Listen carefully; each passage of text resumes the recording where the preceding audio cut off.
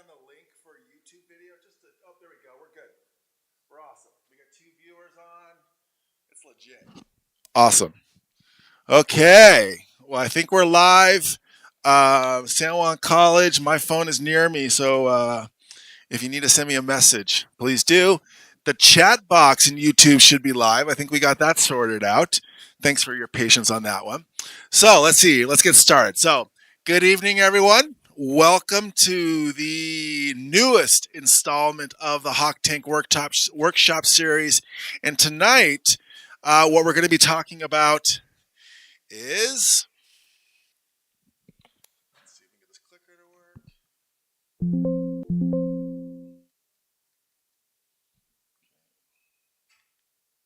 There we go.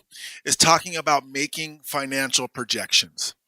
For some of you, you're excited about this part. For others, you're a little concerned. I have emailed everyone, I hope. I've emailed you a couple handouts. And I think more importantly, I've handed out the financial model that was created for us by SCAPE, the Southwest Colorado Accelerator Program for Entrepreneurs, more specifically by Mr. Gary Masner. And so I've sent everyone that Excel spreadsheet, that model, and that is what we are really going over this evening. I'm going to take kind of a high-level perspective. Please, in-house here at the Center of Innovation, please obviously interrupt me. I love that. Ask your questions, because most likely if you have these questions, other people do too. And then online, please ask any questions in the chat box. We also have some representatives from Beta Alpha Psi in the house tonight. As some of you know, Beta Alpha Psi is a National Honor Society for Finance and Accounting. These are Fort Lewis College's top finance and accounting students, and arguably the students that are part of Beta Alpha Psi are the top finance and accounting students in the country. As part of their being a chapter at Fort Lewis College's campus, they have a public service component. And as such, Beta Alpha Psi for the last, my goodness, 8 years has been a huge part of Hawk Tank's success, as well as a huge part of participant success.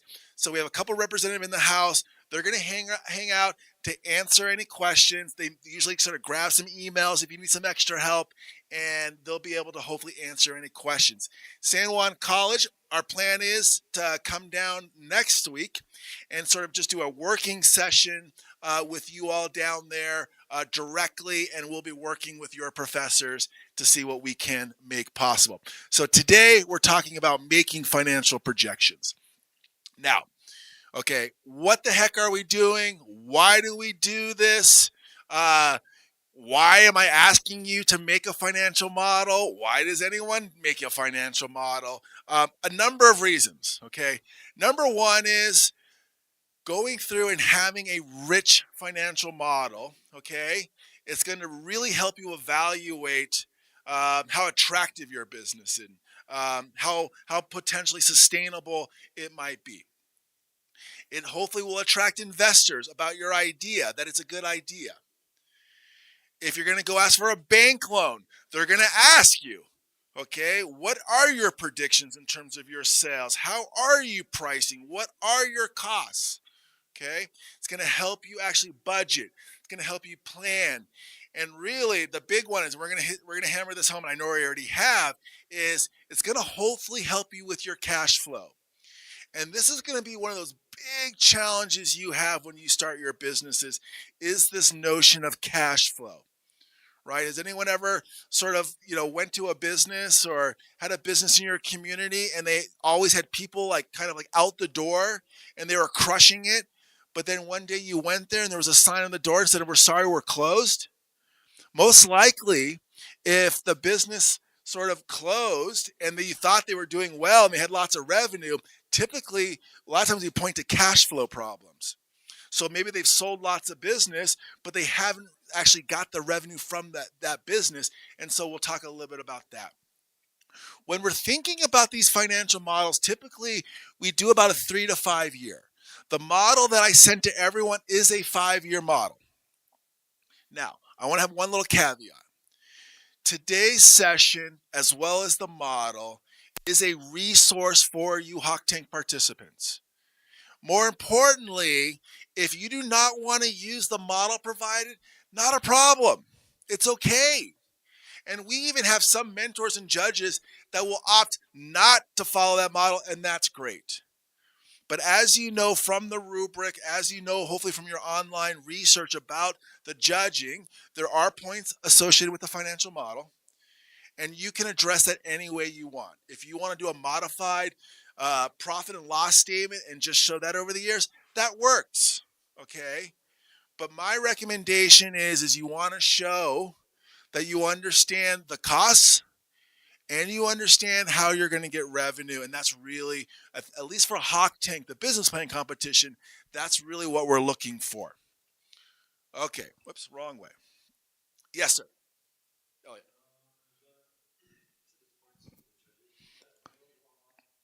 It sure is. Yeah. So Elliot just asked the question, Dr. Valdez, where can I see sort of those points? If you go online, so it could be fortlewis.edu/Hawk Tank, sanjuancollege.edu/Hawk Tank. If you'll see a little drop down box on the left hand side, it'll say something like submitting your business plan. You click on that, that'll give you all of the information concerning how you format your business plan. What are the page sort of maximums? What are the sections? Now, we will also cover that in a workshop. We will cover that. I believe it's the week before our business plans are due. So it's a week before, I believe around March 31st. So we will go in detail in one of our workshops going through all those components. Now, if you want that information sooner, y'all, shoot me a quick little email and say, hey, Dr. Valdez, can you give me the actual rubric like the judges get? It'll look identical to what we see online, but you'll see the actual physical document.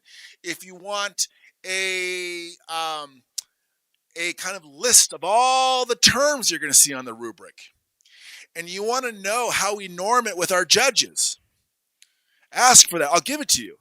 So what we do is anyone that wants to be a Hawk Tank judge, we give them the definitions and all the terms we use, and we say this is how we're defining them, right? Because what we want judges to define value propositions all the same.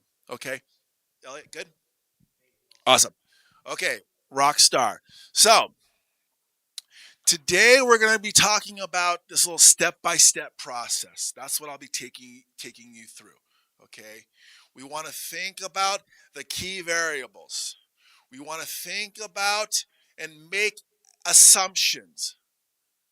And then as we go and we're filling in these little details, that's going to make your forecasting model. I'm going to go and we're going to hit this over and over again tonight. I think the real power, y'all, okay? Remember, a business plan is for what? A business plan is to get your ideas down, to articulate, you know what you're doing, articulating, you know where the industry is, and it's usually to secure funding, okay? And so a big part of that is what? Is people that are going to invest in you. They are investing in you. Don't forget that. And a big part of that is they want to know how you think. So they want to know, hey, how did you come up with the assumption on how you're pricing something? How did you come up with the assumption that there's actually a market and customers want to buy something? And we want to make a list of this, and we're gonna hammer this home. Assumptions. How did you come up with these? Okay. Let's see. We're gonna project both the income statement, right? What we think our revenue and expenses are gonna be. We also are gonna have a balance sheet, working capital. Hey, what assets do we have to purchase? Okay. One thing that we're gonna do is we're not gonna really sort of infuse sort of, hey, we're gonna get this $10,000, $100,000 cash infusion, or we're getting the stock. This is not gonna be part of the model, just so you know. What you're going to do is you're going to input these numbers, and guess what? You're going to run a shortfall. You're not going to be, and I said this before, is if you have your first quarter, you're making a profit, that's a red flag, y'all. Okay. Most startups do not turn a profit until year 2 or 3. That's just statistically, that's what it is. What this model will help you do is understand where you're going to run a negative cash flow. It's going to help you understand what type of capital infusion you need to actually hit these numbers you want to hit. Okay, so keep that in mind. So there's not going to be a number for, okay, I got $1 million from an angel investor, where I put that in there. That will not be part of the financial model. So pretty much we're at the end when we sort of have, if you're going to be using the financial model that we're providing, okay, you're going to have a number of sort of key financial items when you're completed. You're going to hopefully know, guess what is our gross revenue that we're trying to predict? Okay, what is our operating profit? Okay, what is that financing that is needed to sort of cover these negative areas? And lastly, and if you've clicked through that model, you've seen every single page of that model, the Excel spreadsheet on the bottom left has what? Has a sign that says it has assumptions, and then it has a list. So if you're assuming that there are 10,000 people that might be attracted to your product in a certain geographic area, how did you come up with that number? Okay, if you're assuming it's going to cost X amount to produce a unit, how did you come up with that? Is it that someone gave you a price quote? Did you just pull that number out of thin air, which I don't think you will be doing that? Is it you went on Alibaba and saw that you can produce it directly from China, right? So you just have to say, hey, how did you come up with that? And this is going to be a huge theme this evening. First thing that we're going to do is we're going to start out and figure out, if we can not figure out, we're going to project our revenue. We are going to project our sales. What we're going to focus on here, y'all, is I want you to focus on unit sales. What I've seen some startups, some entrepreneurs, some budding entrepreneurs, is they try to figure out, okay, Dr. Valdez, what is the bare minimum number of cash that I need to make this work? And then what I'm going to do is I'm going to reverse engineer it. I'm going to divide it by a certain number of products, and that's going to kind of tell me what my price is going to be. That's going to kind of really guide me. No. Okay, that's not what we want to take the approach in this for Hawk Tank, and I would argue this is not the approach we want to take for your businesses. As we discussed last week, I hope that you're interviewing potential customers. You're trying to figure out your customer size, your customer segment size. I hope you're doing that. Okay? Because ultimately, there is going to be a certain market demand. And this is really the key. What do I think I can sell that first quarter? Maybe 0. Maybe second quarter, I'm only going to sell 10. Third quarter, I'm going to sell 20. Okay? Year 2, I'm going to sell 20% more than I did the year before. So we want to focus on the number of units. Okay? Because that's the key. Then when you're talking to your customers, then when you're figuring out, hey, what does the competition charge already? You're going to land on a number. Okay, you are. What does that number tell you? Well, that number is going to tell you when you multiply what you think the market can bear in terms of price and the number of units you sell, that's going to give you your gross revenue. Have the demand drive it, not your needs to stay afloat. Okay, so that we're really going to focus on unit sales projection. Then we'll add the price later. We'll set our targets for the first year. We're going to do quarters, right? It's going to be a little bit more nuanced and a little finite. Year 2, year 3, year 4, year 5, that we're just going to do annually.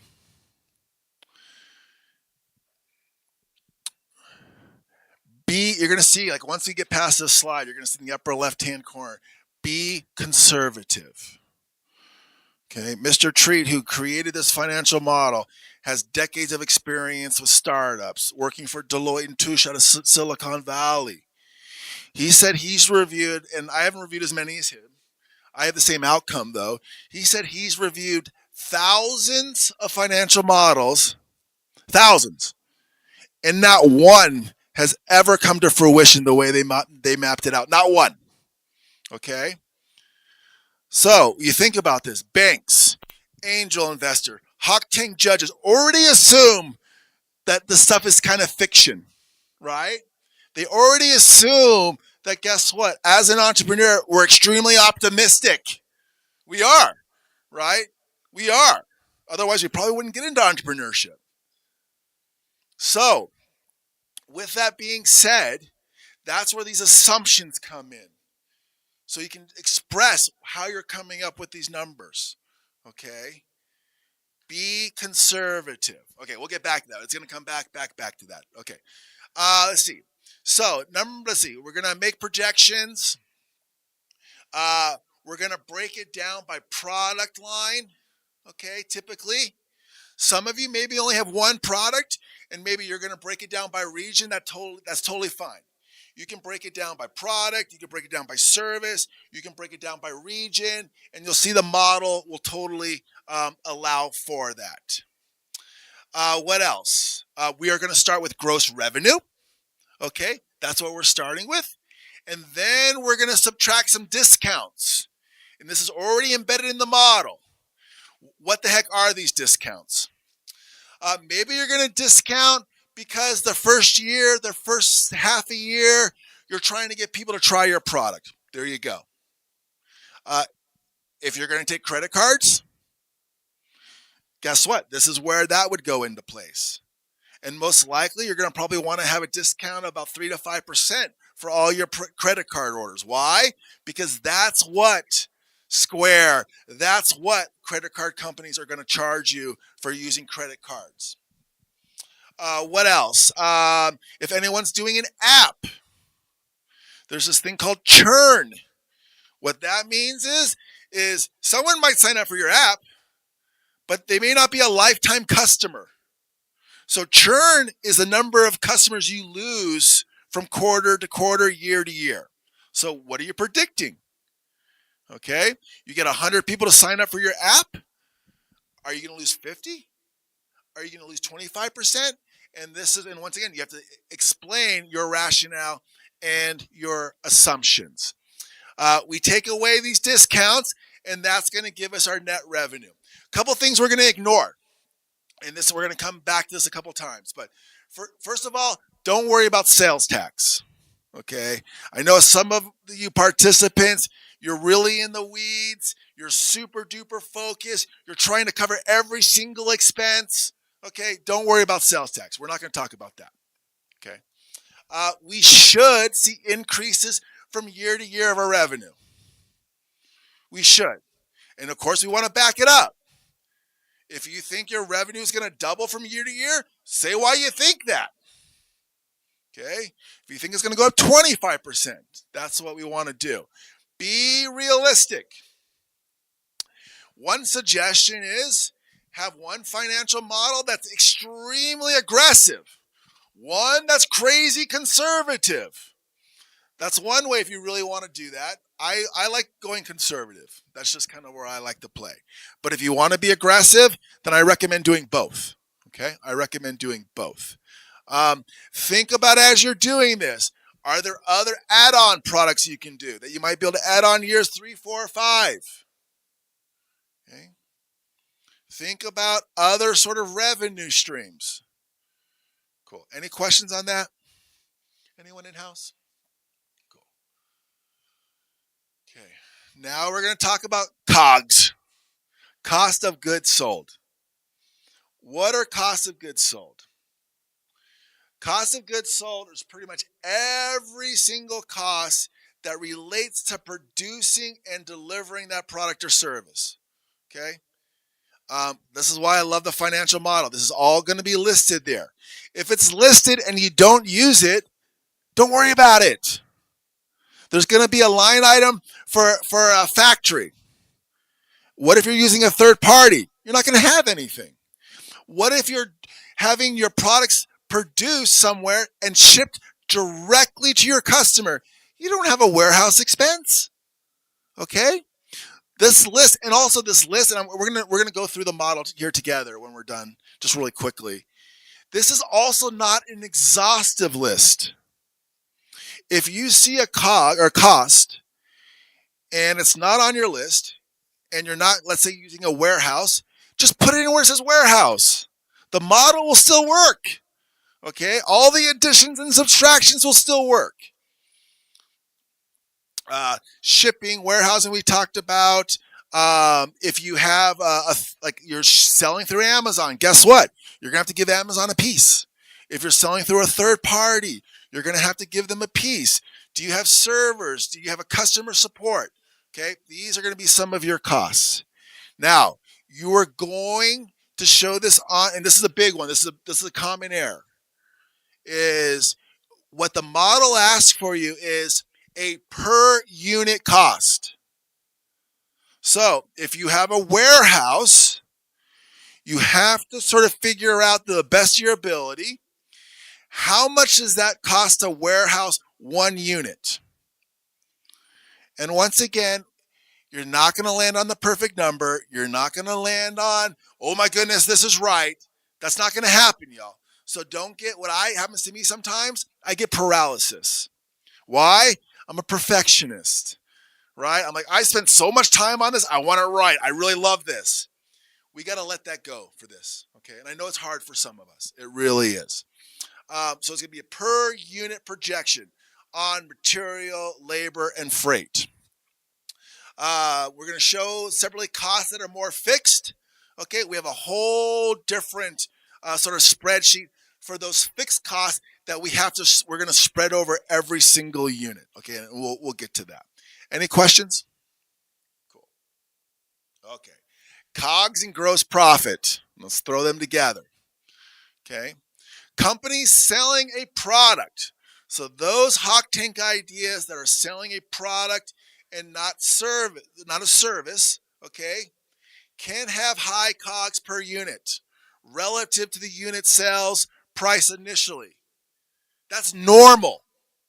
Okay, what does that mean in English? Okay, what that means in English is that when you start up, the cost to produce a product is going to be more than after some time. That's what that means. Okay, and the reason why is because there's going to be a ton of learning in this process, a bucket ton. Think about this. I love this example.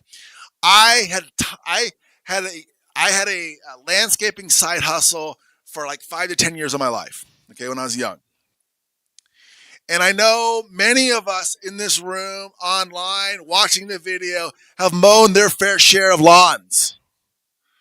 Think about when your parents forced you to mow that neighbor's lawn, and that first time you mowed it, it took you like 4 hours. You're like cursing like the stumps. You're upset of how they made their garden. You're like, man, why did they put these pavers here? Right? I don't know if you remember this. This is real. So the first time, 4 hours. If this is something you did over and over again, you probably got it down to an hour. 25% of the time. Learning.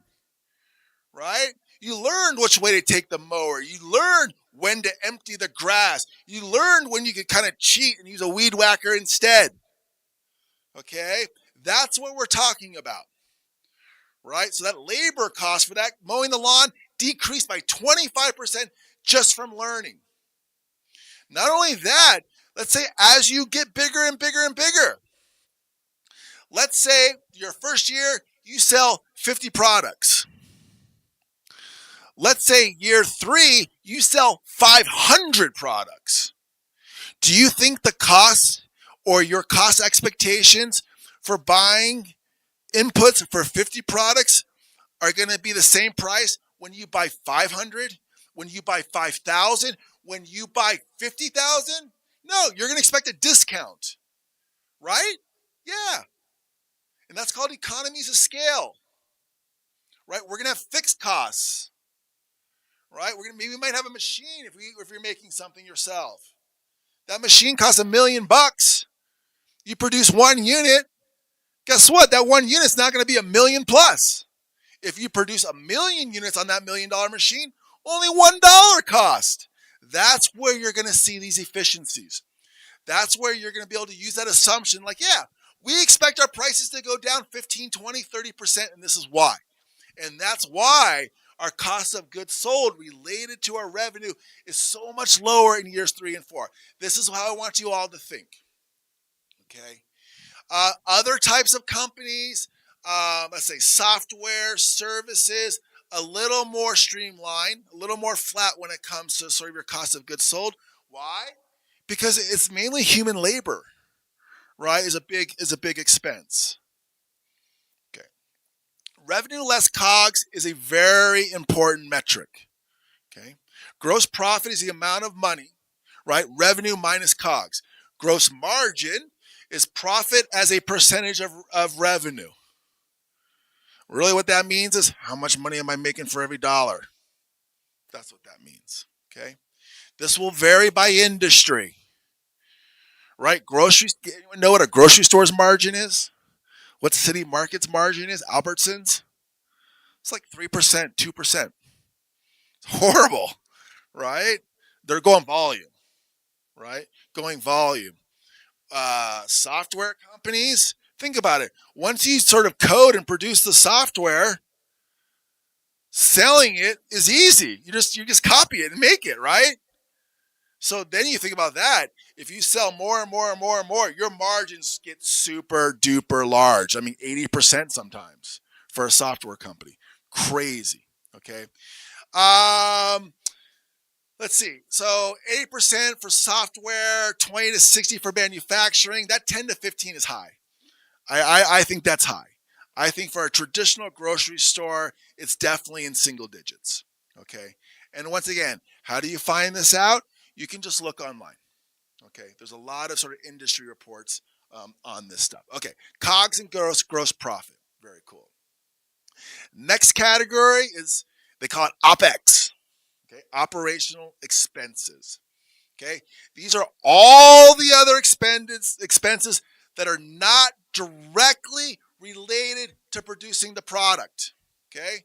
Also, these are the things that do not vary by your amount of sales. Okay. Does that make sense?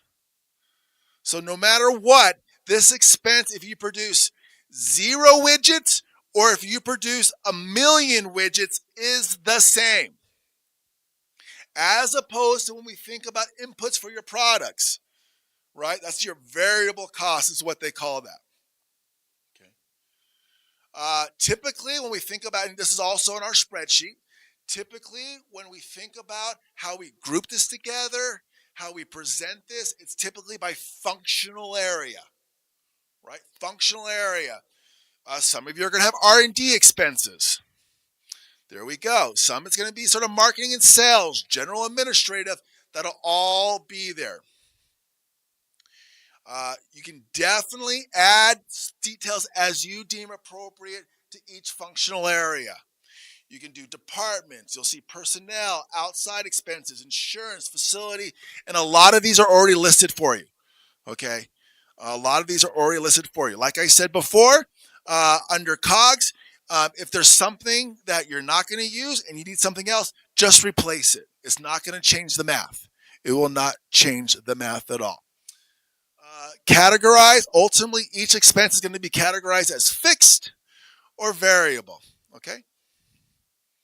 Cool. Now, thinking about once you have everything completed, thinking about like what the heck this stuff is telling you.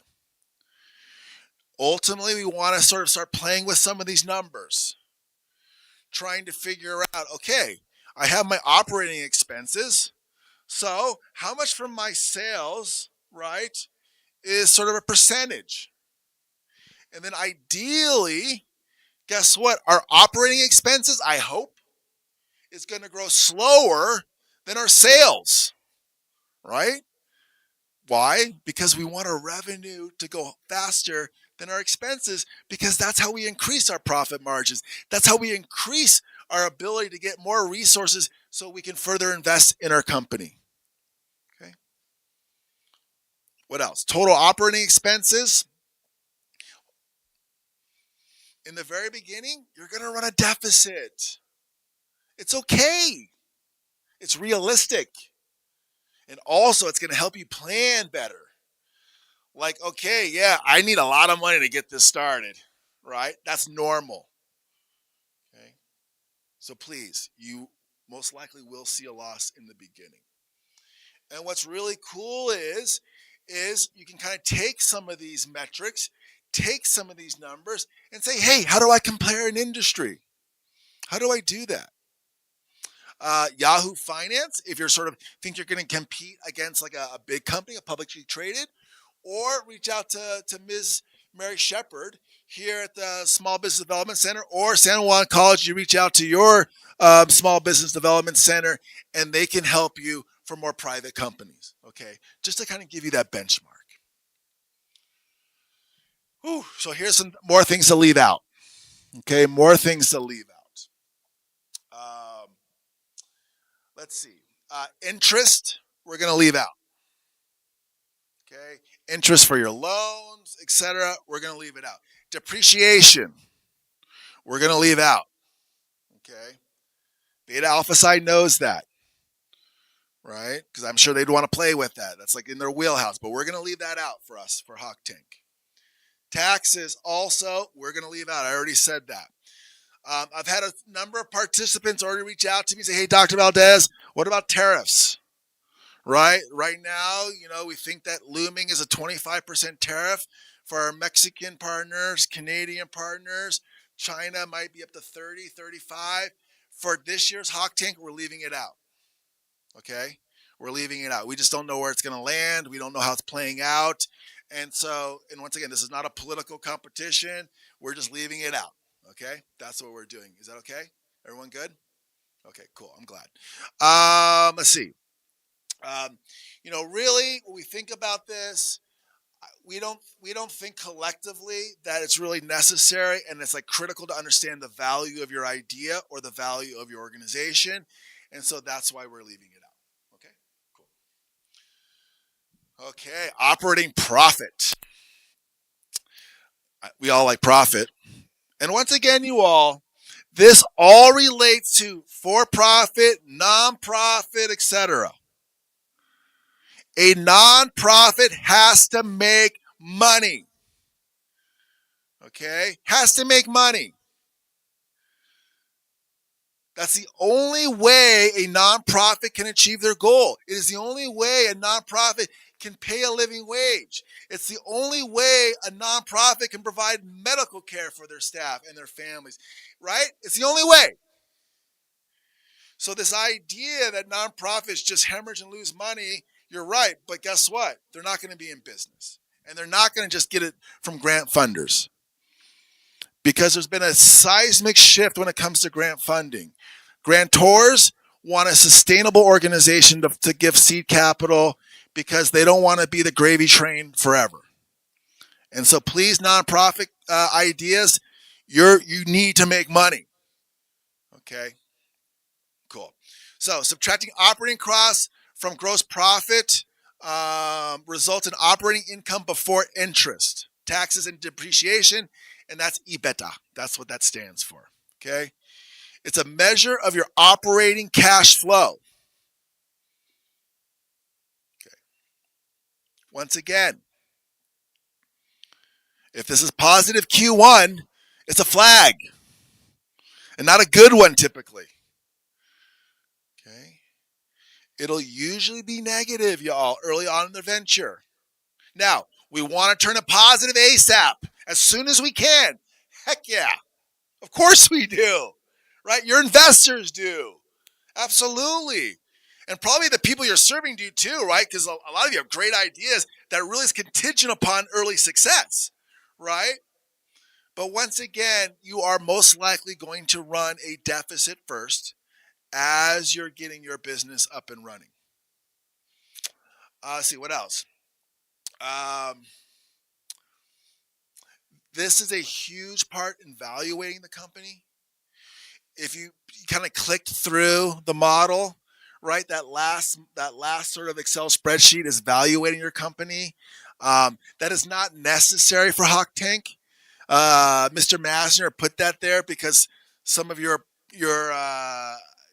predecessors asked how he would go about valuing startups, and so that's one thing that he sort of did for us.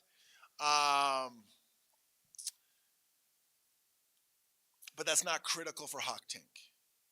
I'm going to show you how to use it, and also show you how to kind of maybe use that information for your last big pitch to the judges. That's actually my last slide today. But once again, not absolutely critical. Okay. Bankers use this to understand how much money they should actually give you, like in real life, right? If your company's up and running, they're going to ask you for this because it gives them insight into how much you're actually able to borrow and repay. So this is really a big number that is used by financial institutions, angel investors, as well as for you to compare with other organizations within your same industry, operating profit. Next, we want to project assets needed to actually support our growth. Not just our starting, but our growth also. And this is going to be, and arguably, I think this is one of the most important things. It's your working capital. Okay. How much cash do I have? Okay. Because, yeah, you may have lots of money that's owed to you, and that's great. But guess what?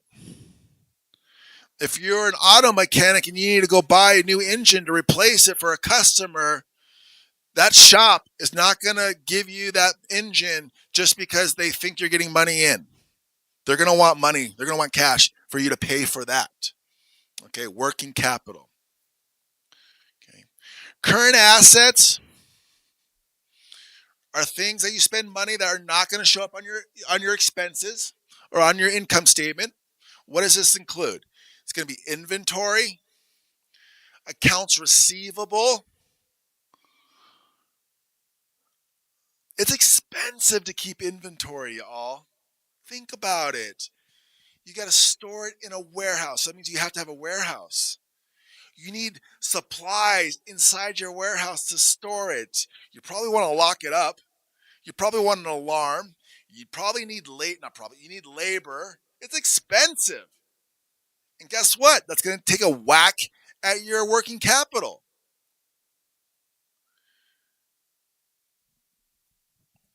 Are you going to expect your customers to pay you the day you deliver?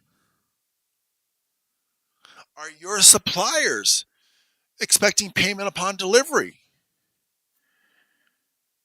This really depends. In a lot of industries, they give you 30 days to pay. I'll give you an example.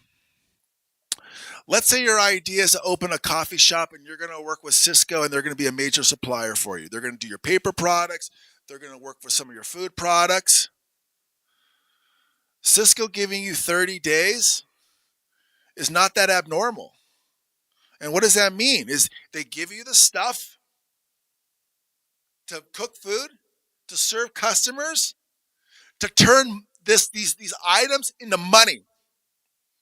And then you pay them back. Okay? 30 days.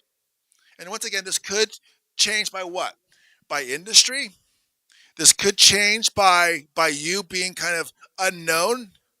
Okay, so maybe they don't give you 30 days. Maybe they give you nothing in the very beginning. You build this trust, they give you 10, 20, 30. That could also happen. Okay, what are you going to do?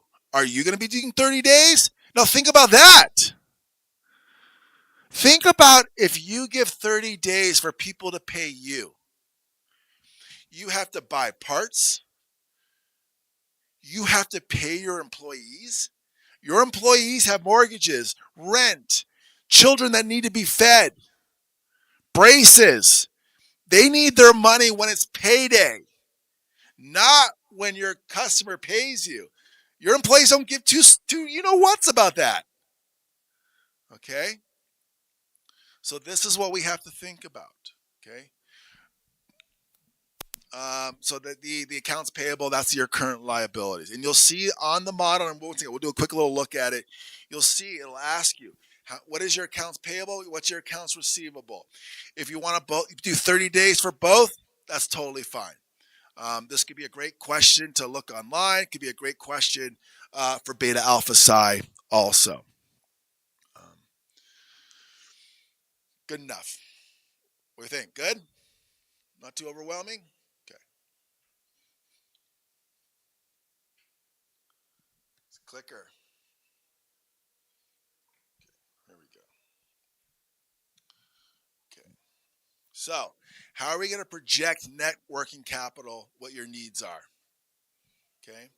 Current assets and liabilities generally grow directly with sales growth. Makes sense. Okay. Makes sense. As you're selling more, you're going to be expected to pay more, and you're going to be hopefully expecting to get more money. Okay. Right? Some definitions. We have accounts receivable. Once again, this is the number of days that we expect someone to pay us back. Okay? That will probably be consistent in terms of how we do it. What's our inventory? How much inventory do you want to have on hand? Do you want a week's worth of inventory? Do you want a month's time of inventory? Do you want just one day? Do you want none? I want no inventory. Okay? It's going to ask you. And of course, that's going to play with what? Your working capital. Why? Because you're going to have cash locked into this stuff. Right? You got to pay for all that. Nothing's free. Accounts payable. Okay. How many days are suppliers giving you? By subtracting the cash savers, it's the accounts payable. From the cash users, that's accounts receivable and inventory. That's going to tell you your cash needs. Okay? That's going to tell you your cash needs. And different industry, different ventures, guess what, y'all? Different needs.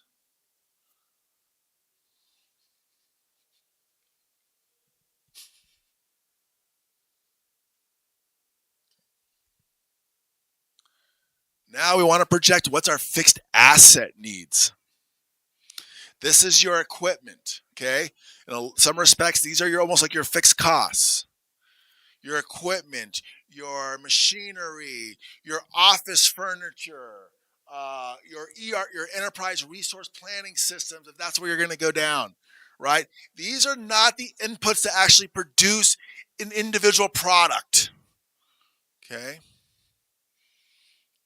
That is not it. Now, these are the items. If we were going to add sort of depreciation, these would be your sort of depreciated sort of items. And once again, we're not going to do that for Hawk Tank. And what that means is, and I don't want to get too much in the weeds, is that when you buy some type of fixed asset, a year later, I'll say this, if you buy some new furniture, is that new furniture worth the same 5 years later? No. Why? Because people have sat in it. Gosh knows what they've done on it or did to it, right? Totally, right? And so there's sort of in accounting, there's some practices that take that into account. Okay, so we're not gonna worry about that. How do we define fixed assets? It's typically this: will it last longer than a year, and is it worth over $1,000? Okay, right? That's kind of what we're looking at in terms of a fixed asset. Okay. Now, can fixed assets grow with sort of sales? Well, short term, no. Long term, yes.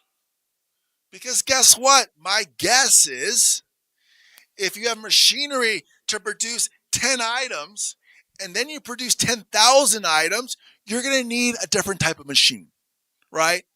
And so that's where we might see it sort of changing as we see this growth. Okay, cool. Any questions, y'all? Any questions online? No? Okay, cool.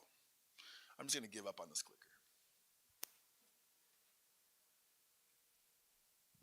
Now we're going to combine everything, and let's see what we come up with.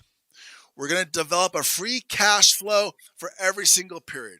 We're going to do it for quarters first and then for years. And here's the cool thing, y'all. Our model does this. Okay? You're not going to have to pull up this slide and go, okay, where's my EBITDA? Okay, where's my growth? Where's my capital expenditures? I'm just kind of telling you what the guts do. Okay?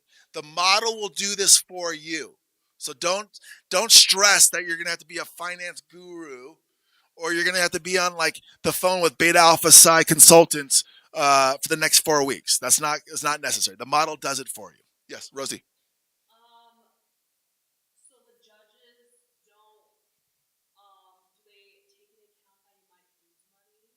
No, no, definitely not. So the question that Rosie had was, do the judges like kind of look at your financial model and say, "Oh man, you're losing." I'm kind of paraphrasing, okay?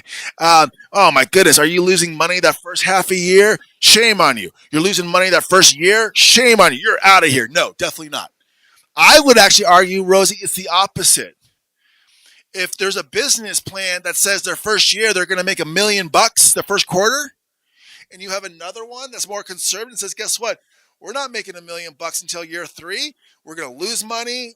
This is where we're going to see some traction, and this is where we're going to finally turn a profit. My guess is, from like kind of working with this over the last 10 years and working with these judges, is they're going to put more weight on that idea. Why? Because it's realistic, right? They're going to go look at the assumptions. What did you assume that you're going to make $1 million the first 3 months? Right? Like, what is your major assumption? That you don't need time to incorporate, that you don't need time to set up anything, you don't need time to do any R&D, you don't need any time to manufacture products, right? What is your assumption? So to me, Rosie, that's a bigger red flag, like way bigger, if that makes sense. Yeah, great question. Okay, so we have our EBITDA. Okay, we're going to subtract the growth in working capital, less capital expenditures, and guess what? This is the cash we need each period. And what you're going to see is when you're filling out the numbers, you're filling out the data, you're going to see in that working capital, that free cash flow, like it'll be in red until you start making a profit, right? Or you have like sort of positive free cash flow, and then it's going to go green. And that's going to be your signal. And guess what? The money you're going to need is a stopgap, right? That's what that's going to tell you. Okay? That's what it's going to tell you. Okay? Right here, the amount of cash you need. Negative first couple years, normal. Okay? Normal. The cumulative measure of negative cash flow will once again will show you the exact financing you need. Okay? The exact financing. That could be that line at the very beginning, at the very end, like, hey, judges, you give me $100,000, I will turn it into this in 5 years. This is where you get that number. This is where you get that ask. Okay? Cool. Now, in real life, where are you going to get this? You're going to get this through a loan. You're going to get this through angel investors. Okay? This is why companies sell shares. Right? This is why they're doing it.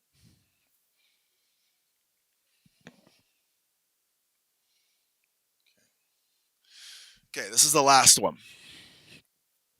Now, Mr. Massner did this valuation slide. I like it. I think it's super fun. It's as he would say, it's overly simplistic. But definitely have fun with it. Okay. And so, what is this?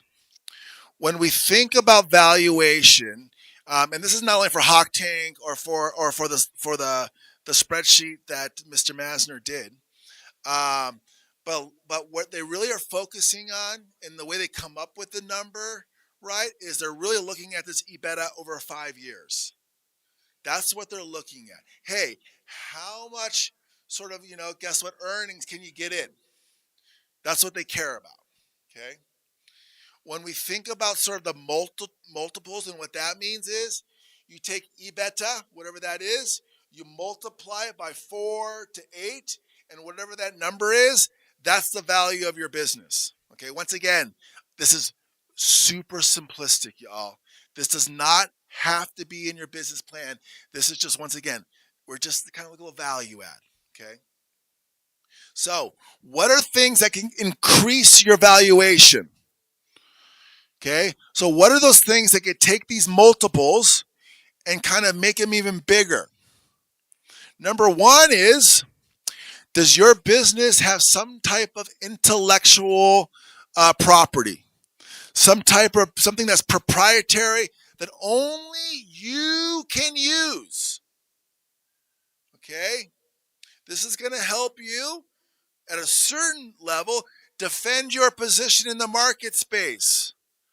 If you have a patent, a unique patent that, guess what, solves the pain of your customers like no one else at a reduced price, that's what's going to protect you for as long as that patent lasts, or till someone comes up with something that's better. Funders, banks, people that want to buy businesses, they really want revenue growth fast. So if you're a software company and you expect, like 3x growth, right, annually, they're going to value it a little bit different than if you're a coffee shop and you're going to grow 10% annually. Very different. It makes sense. Funders love recurring revenue, recurring customers. They love it. Why? Because they think it's a sure deal. If you can show, hey, 50% of my business is recurring business. This is why. These are my assumptions. 60% recurring. Love it. That'll give you more valuation. Okay. Guess what? They love high margins. Go figure. Right? Why do you think software companies are typically valued more than grocery stores? Why? Well, because you're making 80 cents for every buck versus 5 cents for every dollar you bring in. Yeah, they're going to like that more. Lastly, how efficient are you with your capital? Okay. How well can you use your capital compared to other people, other businesses? Okay. This will give you the ultimate multiple, the ultimate number you're going to multiply times your EBITDA to get your valuation after 5 years. Okay. Cool. Good. So, by going through this process, if you use this 5-year model, and once again, this is not required. Okay. You do not need to end your Hawk Tank presentation if you make the presentation round, but you can end it this way. I am very confident if you give me X number of dollars, which you get from what? Your working cash flow. We already know that. Cumulative working cash flow, positive, right? We're looking at the negative, add up all the negative cash flow. There we go. That if you give me this, that in 5 years, this company will be valued at X number of dollars. Okay. That's really ultimately where we can land. Now, any questions on this, kind of just like the slides? Now I'm going to go through the Excel spreadsheet real quick and just point out some certain things. Any questions, y'all? In the house? No. Okay.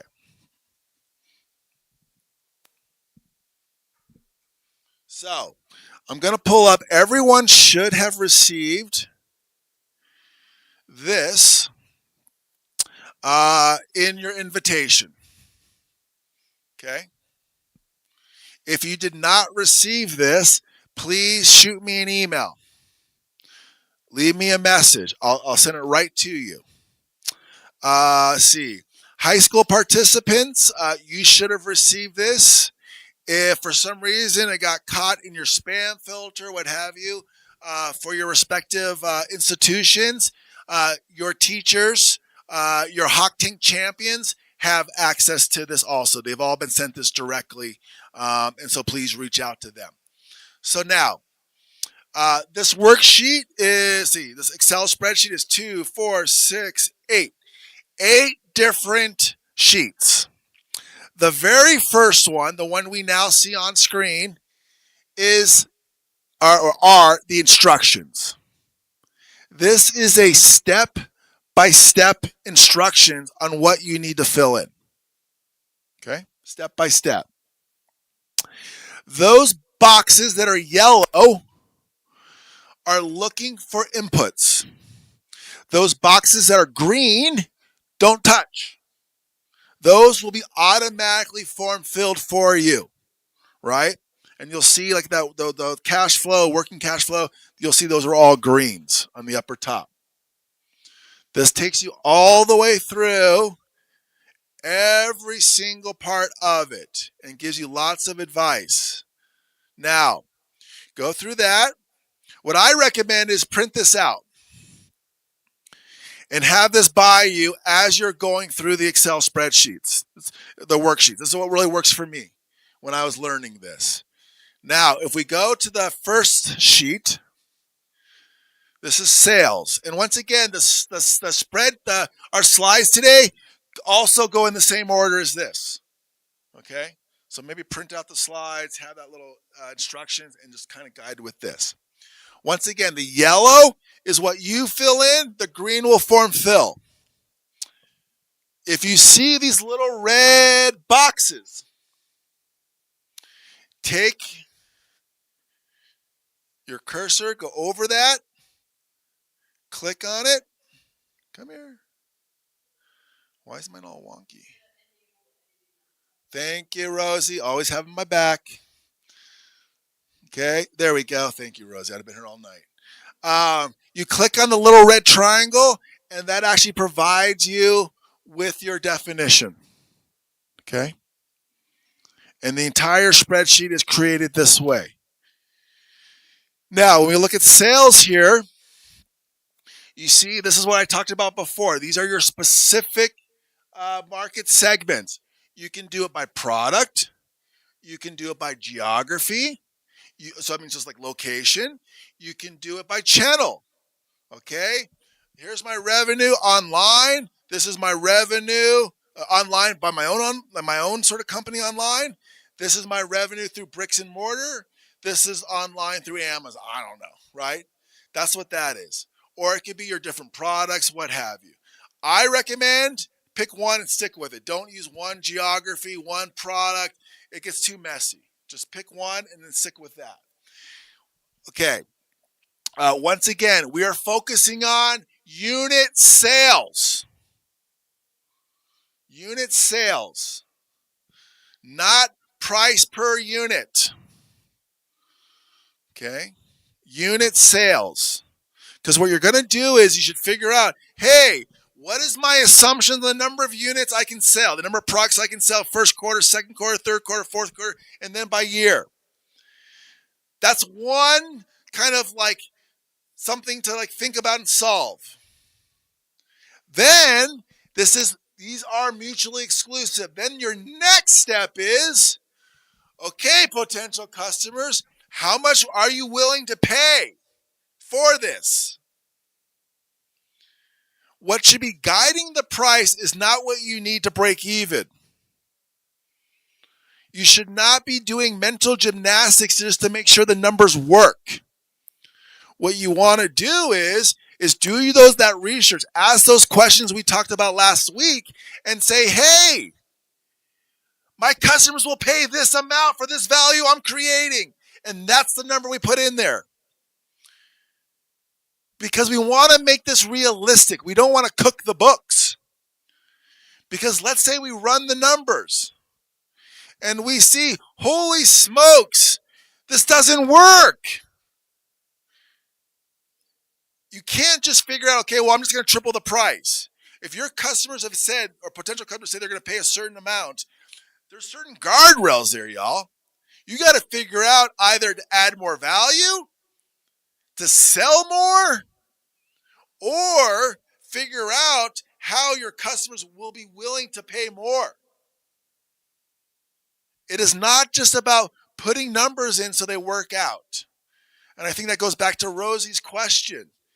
You are not going to get punished if you show realistic numbers and it's going to take you a while to make a profit.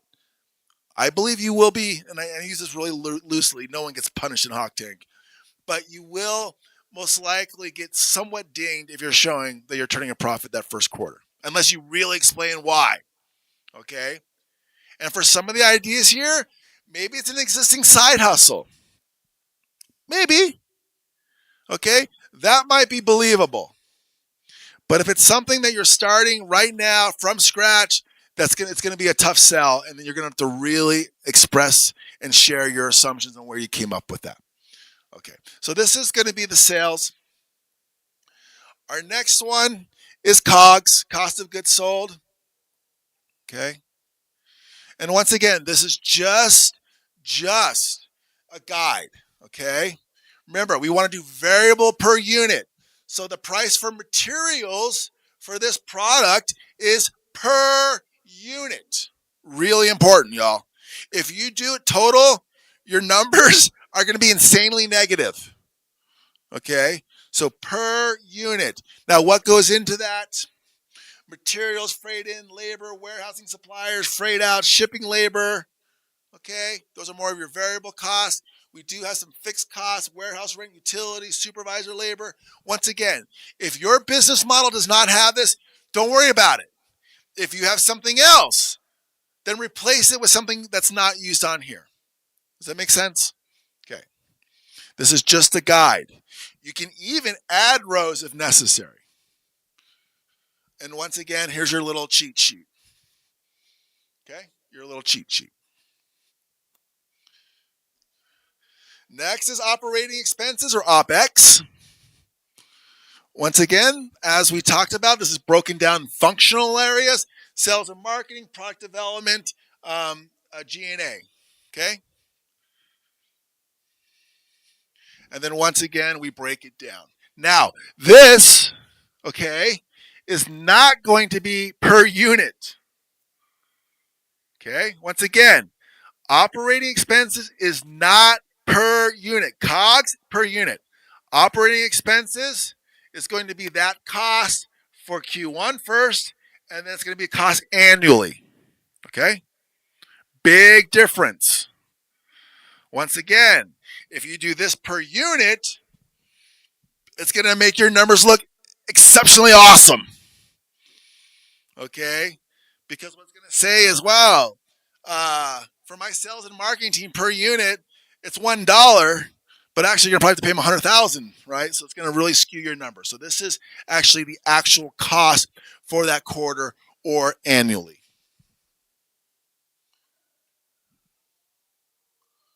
Okay, and here's what we see here. Okay, cool. Oh, okay, so a couple other things. I'm trying to think of questions students have asked before, participants have asked before. Let's see here. So some questions that have been asked before is, hey, Dr. Valdez, how do I come up with legal services? Hey, Dr. Valdez, how do I come up with maybe marketing expenses and things of that nature? There are a lot of different ways to do it. Okay, my guess is nobody in Hawk Tank is going to be hiring a legal counsel for their staff. Okay, at least the business ideas that I've seen thus far, none have warranted their own legal department, not one. So my guess is that you're either going to get a lawyer on retainer, which means you're going to call a law firm. You're going to say, okay, I'm going to give you $5,000. And you're going to give me access to you and your legal team, and you're just going to subtract my time that I use you from that $5,000. That could be a number you put up. That's one way to kind of account for it. You're not going to hire a lawyer. Okay, you're not going to like full time. What else? Some students really have challenges. How do I set my marketing budget? For that is you can go look at the industry norms. Or another way you could do it, if you can't find anything specifically, what you can do is say, you know what? I'm going to tie my marketing to my profit or revenue. And so I'm going to say is 6% of all my profits automatically going to get rolled into marketing. That's one way to do it. Okay, or another way to do it. So think about, once again, your assumptions, right? You are not going to be able to throw $1 million in marketing your first quarter. You're not. Okay, it's not going to make business sense.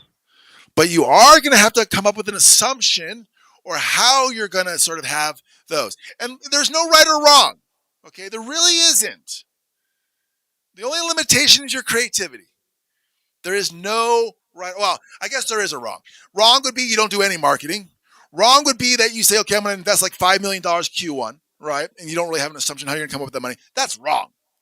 Outside of that, there's no wrongs. No wrongs at all. Cool. Oh, we do not. Okay, never mind. Thanks, Ferris. They were asking if they had green boxes. They couldn't see them, but now they did. Awesome. Thanks for the chat. I didn't know if it was working or not. I appreciate it. Okay, working capital. Here it is. Like I told you, I love this spreadsheet. I'm such a dork. I totally own it. I love this. Anytime I can see like free cash flow, working capital, oh my goodness, I get so excited. Because really, this is the Achilles heel, y'all. This is where you see businesses that are crushing it and they still fail because they haven't sorted this out. Okay, especially for startups. Elliot, that's it.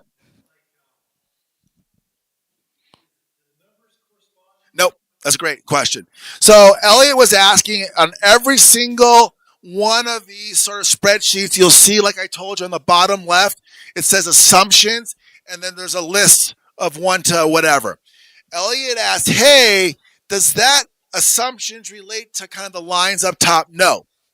It literally is just a rank order of assumptions. That's what you're sort of like looking at. Like it's just like you do it in order. Like, oh, I have an assumption, you just put it down there. Yeah, exactly. So if we go and like look at these other sheets, it's a great question, Elliot. I should have pointed this out. I apologize.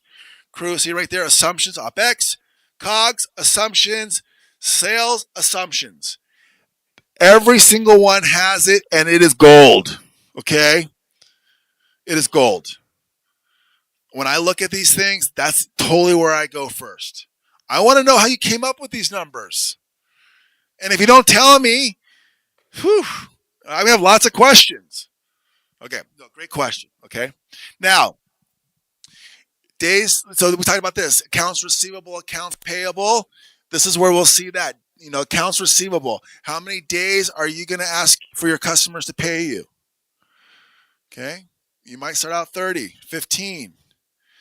Some of your ideas, I think it's reasonable if you're just talking about sort of one-off purchases to consumers and retail. On it can be on demand, where you deliver the product and you expect to get paid right away, 0 days. That's fine.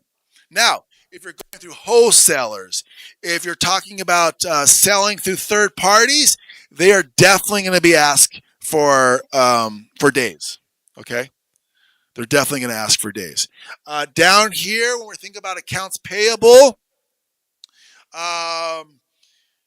reach out to potential suppliers. Ask them, hey, how many days do you give new customers? Each one may have their own policy. It could be, well, if you give us a credit card to back it up, we'll give you 30 days. It could be, you know what, we expect 10 days to start, and then you can work your ways up as you build that trust. So ask potential suppliers, and that's a great one of those assumptions. I'm assuming it's 30 days because every supplier I called said they'd give me 30 days when I start my business. Perfect. Judges go, awesome, great work. Okay. What else? Inventory. So the days of inventory you want for stock. We went through that. Cool. Okay, CapEx, capital expenditures. Okay, these are those asset purchases. These are those things you think you're going to have for longer than a year, and you think that then they are over $1,000. Okay, that's what we're talking about here for asset purchases and CapEx. Computer, software, furniture, facility improvements, engineering equipment, shelving. Some of you are going to go to trade shows. You want trade show equipment. What else do we have here? Vehicles. That's what we're thinking about assets. These are the items, like I said before, that if we were taking depreciation into consideration, that's where this would come from. These would be the items that you'd be able to depreciate for your tax purposes. Okay. And then this is it. This is your free cash flow. This will all be filled in for you. Okay? All be filled in for you. I love this stuff. It's so cool. It's really neat when it comes up. It really is. It's Mr. Masner. He did us a solid. And so anyway, so that's that. And you'll see, look, this is where all your numbers are going to come out. Okay? All going to come out. And then that last one for valuation. Here it is. Okay? So, remember, we're going to do all of this and it's going to come up with our EBITDA, right? It automatically does it for us. Now we know that we're going to try to see if we can change the multiples a little bit. And this is where it's going to be, right? Do you have a patent? If you do, you get a +1 on your multiple. Okay? If you don't, you're getting a 0. Next is your revenue growth. If you're expecting over 20% annual revenue growth, guess what? We're going to give you 2x. If we think you're actually going to have less than 10, we'll give you a 1x. Okay? And this is percent growth. We then go to recurring revenue. If over 60% of your business is from recurring revenue, woo, they're going to love you. Give you 2x. Okay, remember, that means you're timing your EBITDA by 2. You can. It's not required. Yeah, absolutely. So this is not required. If you want to kind of do that last little pitch, hey, judges, give me X amount of dollars. It's going to be worth this in 5 years. This is how you're going to back it up. If you don't want to go that way, Elliot, don't worry about it. Okay, I love it. Elliot says he's going to do it. Okay, look at EBITDA to percentage of revenue. If guess what? If your EBITDA is over 20% to your revenue, you get another 2x. And then lastly, your capital efficiency. Okay, and that'll give you some more additional valuation. That's it, y'all. In a nutshell, that's what we're looking to do. Now, if you do not want to use this model, don't use it. If you have someone else that's helping you and guiding you, maybe you have a finance expert on your team and they opt to do something else, do that. Not a big deal. I do highly, highly recommend that you do some type of financial modeling in some form. Does not need to be this complex. Does not. This is just a tool. Any questions, y'all? Anything at all? Go for it. Yep. Yep.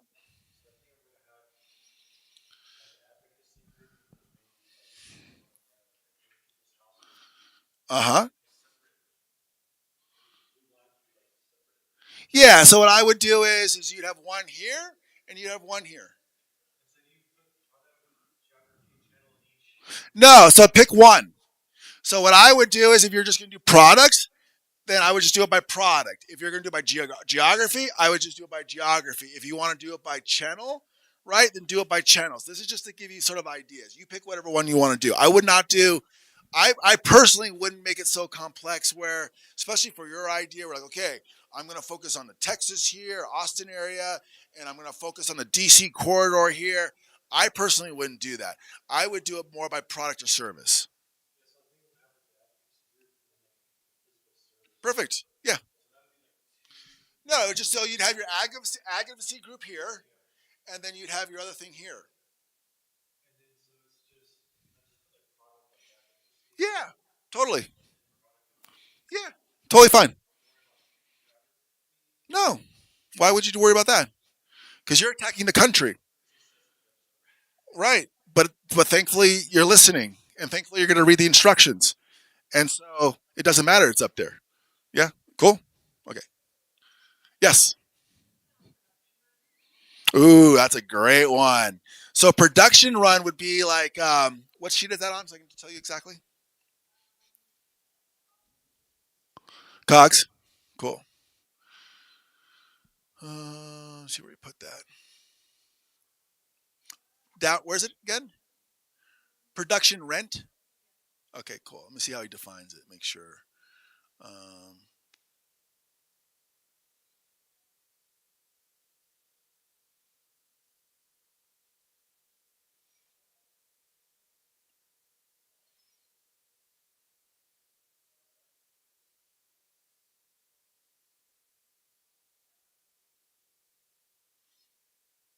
okay, cool. I just want to make sure that I define it the same way he does. Hold on.